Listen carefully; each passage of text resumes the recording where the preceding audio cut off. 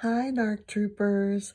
Today, I want to talk a little bit about um, something that I think is inevitable that we all get to the point where we have to think about step two. Maybe some of us are at the place where we're ready for this. Maybe some of us aren't. But what I'm talking about is after you have accepted the reality of what has happened to you, you have either been discarded by a narcissist or you have summoned the strength to leave one. And in either way, you have worked through that phase. It took me 8 months to get to the point where I could accept the reality of what had happened.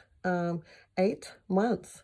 And during that time, it was very difficult to think about anything else except trying to understand narcissism, trying to deal with my denial and my inability to accept the reality of the situation. I was living in a kind of false, um, uh, perhaps we could call it like a refusal to embrace reality. Any way you want to look at it, it was not a good thing. And it took me 8 months to come to the place where I can say now, it's done. And he's gone. And he doesn't want me, doesn't love me, never did. He's a narcissist. Um, and I have to accept that that's what the situation is. I do accept that. And I didn't accept it. I kept holding on to a little bit of hope. Like, oh, he's going to maybe wake up. He's going to run out of money. He's going to suddenly realize, hey, I had a good thing with this person because she was awesome. She did all these things for me, supplied good fuel for a very long time. But, whether it takes you 8 months or hopefully not 8 years, but 8 weeks sounds pretty good. Like that's a good goal.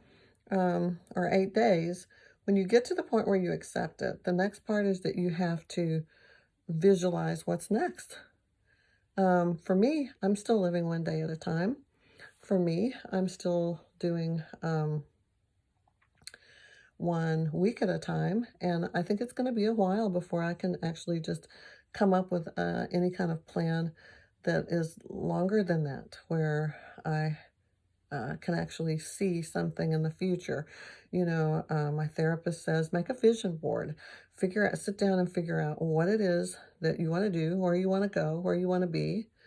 I can tell you this, almost everybody I know who has gone through this has said, it's better if you can make a fresh start, go somewhere else, change cities even, definitely change houses.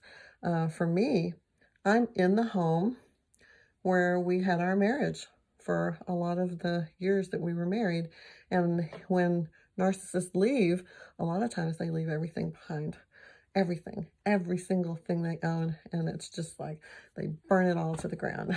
And so I still have all of his stuff in this house. And I don't know what to do with it. I can't bring myself to look at it, to figure out like garage sale, eBay, bonfire. I don't know. But to get away from that, it would be best case scenario. Now, for me, financially, I'm not quite ready to do that. I'm trying to get poised into a situation where, I can go. And when I do that, excuse me. Oh, hi. She wanted to say hi. Say hi. Oh. um, when I get to the part where I feel like I'm ready to financially be ready to go, of course I'm going to go. I can't stay here. I cannot spend the rest of my life in this place that was our place. I can't spend the rest of my life in a city that was our city. I don't have family here. I have no reason to be here. And so, yeah, I'm going to go. I'm going to have to go. So when the time comes, it'll be soon, maybe 18 months, maybe 24 months, maybe 36 months, but it's going to come. I know that that's ahead of me somewhere. A move away from where I am. So I don't know if you can do vision boards. I don't know what it is that would help you to be able to imagine the future. For me, right now, it causes me great anxiety to think about future because it's so uncertain and it's so like, oh my gosh, I can't even imagine it. I can't even imagine myself with anyone else. Can't imagine myself by myself. There's just no vision that comes to mind, of a future because I'm not at that place. It took me 8 months to accept that it's over and what he is and what he's done to me and what I am and what I need to do for me. And it's, yeah, 8 months. And so it may take me 8 more months to develop some kind of plan about where I might go and what I might do. I think that's a realistic expectation. So, anyway, my message for today is this: if you can leave, leave. I'm talking about leave the narcissist. If you can leave the house that was your house and the city that was your city, do it, because you're going to drown in the memories. You're going to suffocate with all the history that's around you. Everything you do, everywhere you go, it's all a reminder of a life that you've lost, that is no longer going to be there. It's no longer what you're doing. So if you can go from all of those. And then very slowly, and remember this is stage 2, only after you accept the reality of what he is and what has happened and what you are and what you need to do.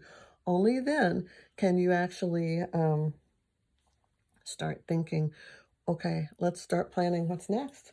Let's start planning where I'm going to take that cat. How am I going to do that if I move to a foreign country? What's the quarantine policy? What if I met somebody and they're allergic to cats? And what if she's just mean to people and nobody likes her? I don't know. But it's time when you get to stage 2, and this is stage 2, after the acceptance of the end and the beginning of a new beginning, then it's time to start trying to imagine and be creative and be bold and brave and courageous and hope for the best. And who knows, the possibilities are endless. What a great thing to be able to create yourself all over again. So for all of you recovering, whatever stage you're in, I know it's a long, long process, and it comes in stages. But if you are ready for stage 2, then that's where I am, I think. And we can do this together and try to build a future and get some ideas and make it happen. Yeah, anything's possible, right? That's what I always used to say. Anything's possible. All right, well, have a great weekend. I'll talk to y'all soon. Bye-bye.